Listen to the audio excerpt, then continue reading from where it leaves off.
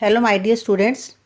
इस वीडियो में आज हम पढ़ेंगे कक्षा 12वीं की पुस्तक वितान से लिए गए पाठ सिल्वर वेडिंग के बारे में, जिसे मनोहर श्याम जोशी जी ने लिखा है। सिल्वर वेडिंग अर्थात विवाह की 25वीं वर्षगांठ। श्याम जोशी जी की अन्य रचनाओं से अलग यह रचना सिल्वर वेडिंग है। यह एक लंबी कहानी है।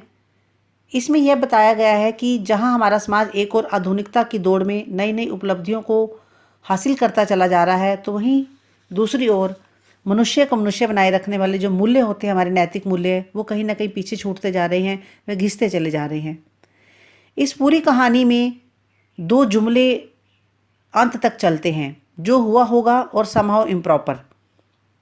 जो हुआ होगा में ऐसा है कि ज्यों का त्यों स्वीकार कर लेने वाला भाव है, और समहाउ इम्प्रॉपर में एक ऐसी स्थिति है जिसमें निर्णय नहीं लिया जा सकता, अनिर्णय की स्थिति दिखाई गई है। और ये दोनों ही भाव जो इस कहानी के मुख्य पात्र है यशोधर बाबू, उनके भीतर के द्वंद्व हैं। यशोधर बाबू के दफ्तर का दृश्य है। दफ्तर में सेक्शन अफसर है यशोधर पंत। तो जब उन्होंने अपनी आखिरी फाइल का काम पूरा कर लिया तो उन्होंने दफ्तर की घड़ी में समय देखा, तो उस समय घड़ी में 5:25 थे। यशोधर बाबू का एक आदत थी कि सुबह शाम अपनी घड़ी रेडियो समाचारों से मिलाते थे, तो इसलिए वे दफ्तर की घड़ी को सुस्त बताते हैं। तो इसी वजह से जो उनके अधीनस्थ भी हैं, उनके नीचे काम करने वाले हैं, उनको भी 5 बजे के बाद रुकना पड़ता था। तो यशोधर बाबू की एक आदत थी, वापसी के समय वे अपने जो दूसरे उनके साथी थे कर्मचारी, उनके साथ हल्का फुल्का मजाक कर लिया करते थे। ऐसी आदत उन्होंने किशन दाजी से सीखी थी। तो दफ्तर में जो उनके नए असिस्टेंट चड्डा जी की चौड़ी मोरी वाली पतलून, जो पैंट थी चौड़ी मोरी वाली थी, और ऊंची अड़ी वाली जो जूते वो पहन कर आते थे, वो यशोधर बाबू को कहीं ना कहीं समहाउ इम्प्रॉपर मालूम होते हैं। तो वो थोड़ी बहुत ही बदतमीजी भी चड्डा साहब यशोधर बाबू के साथ कर लेते थे, और उन्होंने भी उनके साथ बदतमीजी की। उनके चूनीदानी का हाल पूछा, पंत जी ने उसे जवाब दिया। फिर चड्डा जी ने पंत जी की कलाई थाम ली और कहा कि यह घड़ी पुरानी हो गई है, अब तो डिजिटल घड़ियों का ज़माना है, आप नई घड़ी ले लो। तो पंत जी ने उनको उत्तर दिया कि यह घड़ी उन्हें शादी में मिली थी, यह भी उनकी तरह पुरानी हो गई है, लेकिन समय अभी भी सही बताती है। तो इस तरह से उन्होंने उनकी बात का जवाब दिया। पंत जी जब अल्मोड़ा के रेमजे स्कूल में थे, तब उन्होंने बात का जवाब देना इस तरह से सीखा था। तो ऐसी परंपरा उनको जो किशन दा के क्वार्टर में भी थी, जहाँ यशोधर बाबू को कभी शरण मिली थी। तो किशन दा कुंवारे थे, और उस समय वो पहाड़ी लड़कों को आश्रय देते थे जो काम के लिए वहाँ आते थे। पंत जी जब दिल्ली आए तो उनकी उम्र सरकारी नौकरी के लिए कम थी। तब किशन दा ने उन्हें अपने यहाँ मैस का रसोइया बना लिया और अपने यहाँ रख लिया। उन्होंने यशोधर को कपड़े बनवाने में घर पैसा भेजने के लिए 50 रुपये भी दिए। इस तरह से यशोधर बाबू दफ्तर में खड़े खड़े अपनी पुरानी स्मृतियों में पहुँच गए।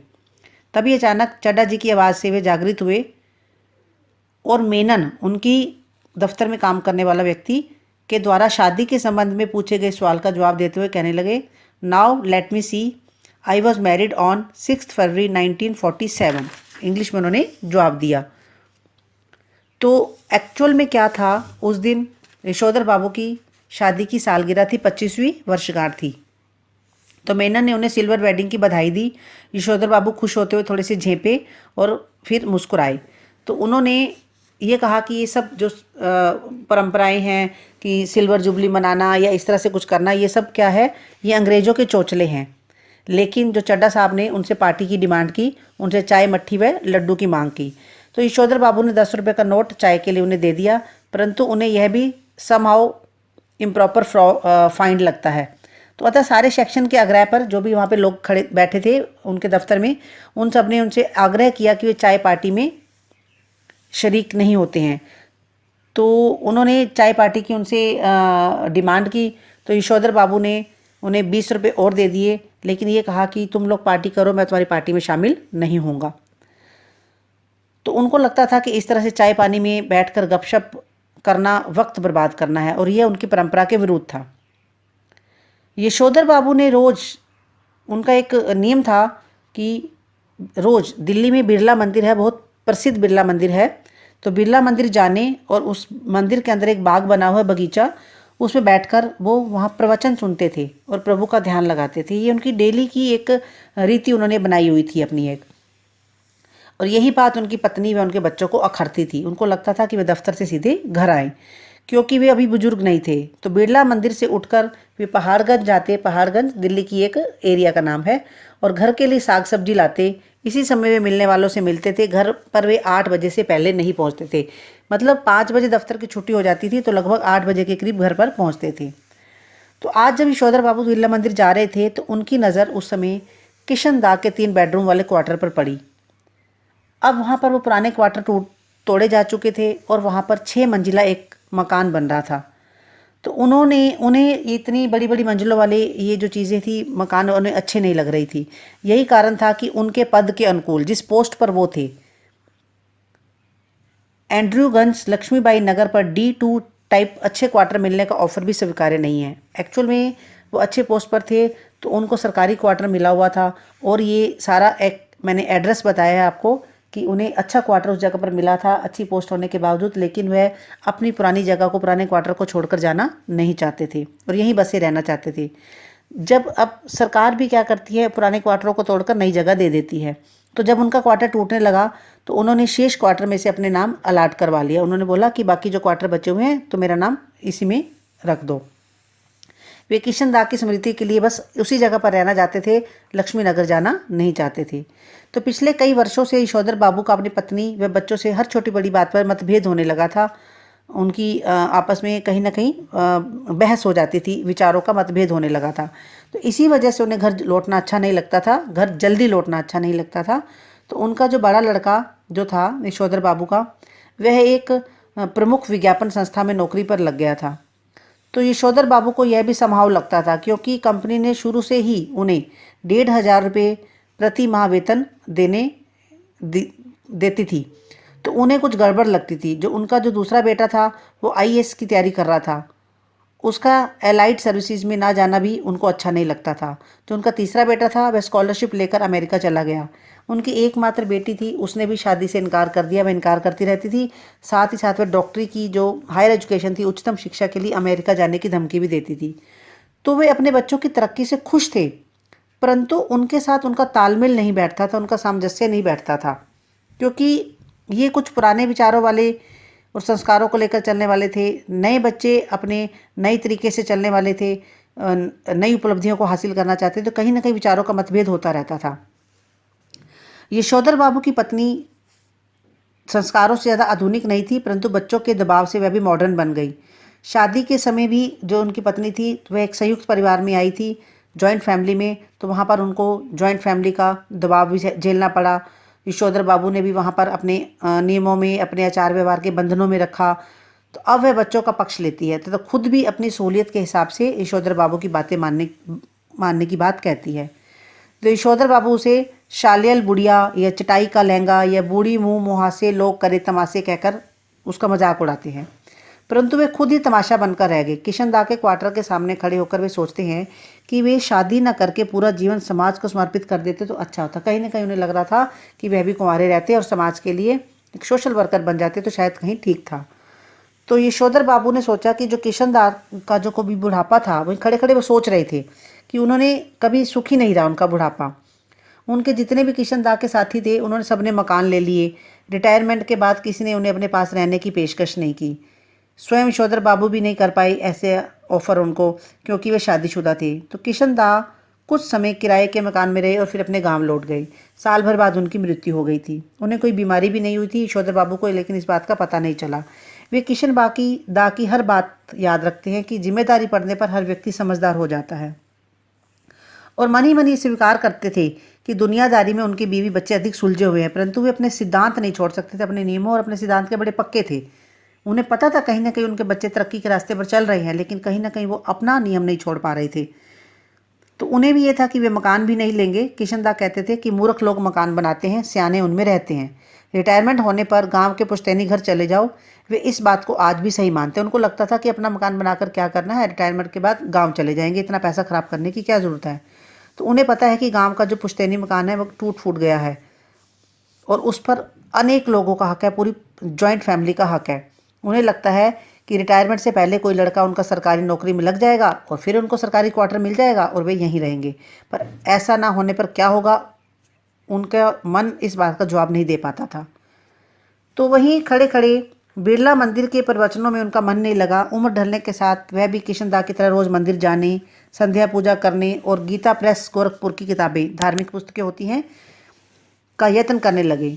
तो मन के विरोध को भी वे अपनी तर्कों से ख़त्म कर देते थे। मन में तरह तरह की बातें उठती थी, तरह तरह के विरोध आते थे, लेकिन अपने आप ही लॉजिक देकर ख़त्म कर देते थे।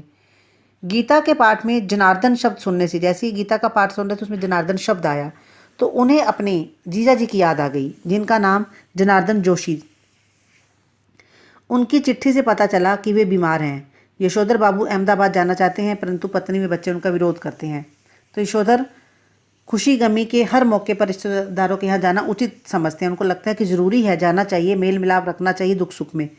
परंतु बच्चे कहते हैं कि नहीं, आज किसी के पास समय नहीं है, हर व्यक्ति अपने आप में बिजी है, तो जितना कम जाया जाए उतना ठीक है।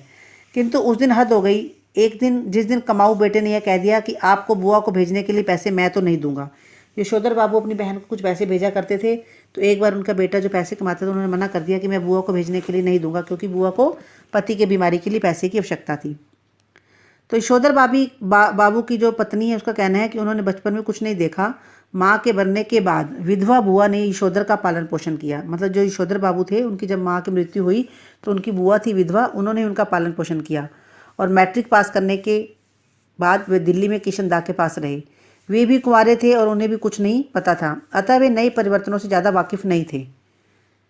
तो धार्मिक प्रवचन सुनते सुनते जब वो पारिवारिक चिंतन में डूब गए, एकदम से उनका ध्यान हटा तो वह वापस से रियलिटी में, वास्तविकता में आ गए। तो इस तरह की तमाम बातें यशोधर बाबू के दिमाग में आ रही थी, जा रही थी। तो उनको लगता था कि किशनदा उनको काफ़ी कुछ समझाते थे। कई बातें उनको उस समय उनकी अच्छी भी लग रही थी, कभी कभी उनको लगता था नहीं ऐसे ही ठीक है। तो जब तक किशनदा दिल्ली में रहे तब तक यशोधर बाबू ने उनके पूरे एक प्रिय शिष्य और उत्साही कार्यकर्ता की भूमिका निभाते हुए पूरी निष्ठा से काम किया। तो उनके जाने के बाद घर में होली गवाना, रामलीला के क्वार्टर का एक कमरा दे देना, जनेऊ पुन्नियों के दिन सब कुमाइनों को जनेऊ बदलने के लिए घर बुलाना आदि कार्य वे अपनी पत्नी व बच्चों के विरोध के बावजूद करते थे। मतलब किशनदास से जो कुछ उन्होंने सीखा था उन कामों को वो बाद में भी करते थे, लेकिन उनकी पत्नी व बच्चों को ये चीज़ें अच्छी नहीं लगती थी। वे सब ये चाहते थे कि बच्चे उनसे सलाह लें, परंतु बच्चे उन्हें सदैव उपेक्षित करते हैं। प्रवचन सुनने के बाद यशोधर बाबू मंडी चले गए। वे चाहते थे कि उनके मन की इच्छा थी कि जो उनके लड़के हैं वो घर का सामान खुद लाएं, परंतु उनकी आपस की लड़ाई में उन्होंने इस विषय को उठाना ही बंद कर दिया। बच्चे चाहते थे कि इन कामों के लिए नौकर रख लिया जाए। यशोधर बाबू को समहाउ इम्प्रॉपर मालूम होता था यह भी कि उनका बेटा अपना वेतन उन्हें दे। क्या ये जॉइंट अकाउंट नहीं खोल सकता था? मतलब उनके बेटे ने अपनी सैलरी का अलग से अकाउंट खोल लिया, तो यशोधर बाबू को कहीं लगता था कि सैलरी उन्हें अपने पिता को देनी चाहिए, जॉइंट अकाउंट खोलना चाहिए था। उनके ऊपर वह हर काम अपने पैसे से करने की धौंस देता था उनका बेटा। घर में वह तमाम परिवर्तन अपने पैसों से कर रहा है, तो वह इसलिए हर चीज़ पर अपना हक समझता है। तो बच्चा जो बेटा था वो आधुनिक जीवन जीने की उसमें रहता था, चाह में रहता था, इसलिए घर में जो भी चेंजेस करता था अपने पैसों से करता था, तो उससे लगता था कि सारा हक मेरा ही है। तो धीरे धीरे समय बीतता गया। सब्जी लेकर वे अपने क्वार्टर पहुंचे। वहां एक तख्ती पर लिखा था वाईडी पंत। उन्हें पहले गलत जगह आने का धोखा हुआ। घर के बाहर एक कार खड़ी थी, कुछ स्कूटर, कुछ मोटरसाइकिलें तथा लोग विदा ले रहे थे। बाहर बरामदे में रंगीन कागजों की झालरें में गुब्बारे लटक रहे थे। मतलब घर उनका सजा हुआ था। उन्होंने अपने बेटे को कार में बैठे किसी साहब से हाथ मिलाते भी देखा। उनकी समझ में कुछ नहीं आ रहा था। उन्होंने अपनी पत्नी व बेटी को बरामदों में खड़ा देखा, जो कुछ मेम साहबों को विदा कर रही थी। लड़की जीन्स व बिना बगैर बाह का, मतलब विदाउट स्लीव टॉप पहने थी। पत्नी ने होठों पर लाली मिस लिपस्टिक व बालों में खिजाब कलर लगाया हुआ था। यशोधर बाबू को ये सब समाव इम्प्रॉपर लगता था, उन्हें ये चीज़ें अच्छी नहीं लगती थी। जब वे घर पहुंचे तो बड़े बेटे ने उन्हें देर से आने का उल्हाना दिया और कहा कि आप इतनी देर से क्यों आए? यशोधर बाबू ने फीकी सी हंसी हंस दी और कहा कि हम लोगों के यहाँ सिल्वर वेडिंग कब होने लगी। तो यशोधर बाबू के घर में जो मेहमान आए हुए थे उनमें उनका भांजा भी आया हुआ था। उसने कहा, जब से तुम्हारा बेटा 1,500 महीने कमाने लगा है तब से। तो यशोधर बाबू को अपने सिल्वर वेडिंग की ये पार्टी अच्छी नहीं लगी। एक्चुअल में उसके बेटे ने उनके बेटे ने उनके लिए एक पार्टी अरेंज की हुई थी। तो उन्हें ये मलाल था कि सुबह ऑफिस जाते समय तक कहते मतलब यशोधर बाबू को ये मन में कहीं दुख था कि जब वो सुबह ऑफिस जा रहे थे तब तो किसी ने इस बात का जिक्र नहीं किया कि इस तरह का कोई आयोजन शाम को किया जाएगा। उनके पुत्र भूषण ने जब अपने मित्रों सहयोगियों से यशोधर बाबू को मिलवाया तो उस समय उन्होंने ये प्रयास किया कि वह भले ही संस्कारी कमाऊनी है तथापि विलायती रीति रिवाज भी अच्छी तरह परिचित होने का एहसास कराएं। मतलब उनको लगता था उसके बेटे को कि वह विलायती रीति रिवाज से मिले। तो बच्चों की रिक्वेस्ट पर यशोधर बाबू अपनी शादी की सालगिरह पर केक काटने के स्थान पर खड़े हो गए। फिर बेटी के कहने पर उन्होंने केक भी काटा, जबकि उन्होंने कहा somehow I don't like all this, परंतु उन्होंने केक नहीं खाया क्योंकि उसमें अंडा होता है। तो बहुत ज़्यादा रिक्वेस्ट करने पर उन्होंने संध्या मतलब शाम को जो पूजा करते थे ना करने का बहाना किया था, तब पूजा में चले गए। उन्होंने कहा अभी तक मैंने शाम भी नहीं की, संध्या पूजा भी नहीं की और अभी मैं नहीं खा सकता, और बहाना करके वहाँ से निकल गए पूजा करने के लिए। आज उन्होंने पूजा में जान के देर लगाई ताकि अधिकतर मेहमान चले जाएँ, क्योंकि उनको वो सब इतना अच्छा नहीं लग रहा था। यहाँ भी उन्हें किशन दा दिखाई दिए। पूजा बैठे बैठे उनको वो याद आ गई। उन्होंने पूछा कि जो हुआ होगा से आप कैसे मर गए। किशन दा कह रहे थे कि भाऊ सभी जन इसी जो हुआ होगा से मरते हैं, चाहे वह गृहस्थ हो या ब्रह्मचारी, अमीर हो या गरीब, शुरू और आखिर में सब अकेले ही होते हैं। कहते हैं अंत में सबको अकेले ही रह जाना होता है। यशोधर बाबू को लगता है कि किशन दा आज भी उनका मार्गदर्शन करने में सक्षम है और ये बताने में भी कि मेरे बीवी बच्चे जो कुछ भी कर रहे हैं उनके विषय में मेरा रवैया क्या होना चाहिए। जो किशन दा है वो अपने अकेलेपन का राग लाप रहे हैं। उनका मानना है कि सब कुछ माया है। आज जो तुम्हारा बेटा भूषण इतना उछल रहा है वह भी किसी दिन इतना ही अकेला और असहाय अनुभव करेगा जितना तुम आज कर रहे हो। तो इस बीच यशोधर बाबू की पत्नी ने वहाँ आकर उन्हें एकदम से झिंझोड़ा और कहा कि आज पूजा में ही बैठे रहोगे। मेहमानों के जाने की बात सुनकर वे लाल गमछे में ही बैठक में जो गमछा सब डाला हुआ था उन्होंने उसी में ड्राइंग रूम में चले आए। बच्चे इस परंपरा के सख्त खिलाफ थे। उनकी बेटी इस बात पर बहुत झलाई। टेबल पर रखे प्रेजेंट जो उपहार उनके लिए आए थे खोलने की बात कही तो भूषण उनको खोलता है। ये ऊनी ड्रेसिंग गाउन है, उसके अंदर एक गाउन निकलता है जो वूलन का होता है, क्योंकि किशन दा भी अक्सर वैसा ही गाउन पहनते थे। सुबह दूध लाने के समय आप फटा हुआ पुलोवर पहनकर जाते हैं। बेटे ने कहा कि आप फटा हुआ स्वेटर पहन के जाते हैं, वह बुरा लगता है, अब आप ये गाउन पहन के जाया करें। बेटी पिता का पजामा कुर्ता उठा लाई कि इसे पहनकर गाउन पहने। बच्चों के कहने पर वे गाउन पहन लेते हैं। उनकी आंखों में के कोनों में थोड़ी नई चमक आ गई। यह कहना कठिन था कि उनको भूषण की ये बात चुभ गई कि आप इसे पहनकर दूध लेने जाया करें। वह स्वयं दूध लाने की बात नहीं कर रहा। मीन्स उन्हें गिफ्ट तो अच्छा लगा, लेकिन गिफ्ट देकर उनके बेटे ने यह कह दिया कि आप दूध लेने गाउन पहनकर जाए। तो उनको लगता था कि इससे अच्छा बेटा ये कहता कि आज से दूध मैं ले आऊँगा। तो इस तरह से वहीं खड़े खड़े यशोधर बाबू अपनी स्मृतियों में और अपने आने वाले जीवन में खो गए। और यशोधर बाबू एक्चुअल में जो चाह रहे थे वो अपने बच्चों से कह नहीं पाए, और बच्चे चाहते थे कि सारे कामों के लिए नौकर रख लिया जाए। तो इस तरह से आधुनिकता का और एक पुरातन का जो दोनों में डिफरेंस था वो कहीं ना कहीं उन दोनों को काट रहा था। यशोधर बाबू पुरानी पीढ़ी के प्रतिनिधि हैं, तो वे आधुनिकता व प्राचीनता में समन्वय स्थापित नहीं कर पाते। नए विचारों को एक संदेह की दृष्टि से देखते हैं और इसीलिए वे ऑफिस व घर दोनों से बेगाने हो जाते हैं, दोनों से दूर हो जाते हैं। वे मंदिर जाते हैं, रिश्तेदारी निभाना चाहते हैं, परंतु अपना मकान नहीं खरीदना चाहते। वे अच्छे मकान में जाने को तैयार नहीं होते। वे बच्चों की प्रगति से प्रसन्न हैं, लेकिन उनके कुछ निर्णयों से असहमत भी हैं। तो वे सिल्वर वेडिंग के आयोजन से बचना चाहते हैं। तो इस कहानी से लेखक ने यह संदेश देना चाहा है कि इसमें मुख्य रूप से पीढ़ी का अंतराल दिखाया गया है, पीढ़ियों का। तो यहाँ पर कहानी में कठिनाई इसलिए आ रही है क्योंकि यशोधर बाबू पुराने संस्कारों, नियमों व कायदों में बंधे रहना चाहते हैं, जबकि उनका परिवार और बच्चे वर्तमान में जी रहे हैं। ऐसा कुछ गलत भी नहीं है। यदि यशोधर बाबू थोड़े से लचीले, फ्लेक्सिबल स्वभाव के हो जाते तो उन्हें बहुत कुछ सुख मिलता और जीवन भी खुशी से व्यतीत करते। तो आई होप आपको ये कहानी अच्छे से समझ आ गई होगी। आप मेरे चैनल को लाइक, सब्सक्राइब और शेयर अवश्य करें और बेल आइकन जरूर प्रेस करें ताकि आने वाली वीडियो की नोटिफिकेशन आपके पास आ जाए। Thank you and God bless you all.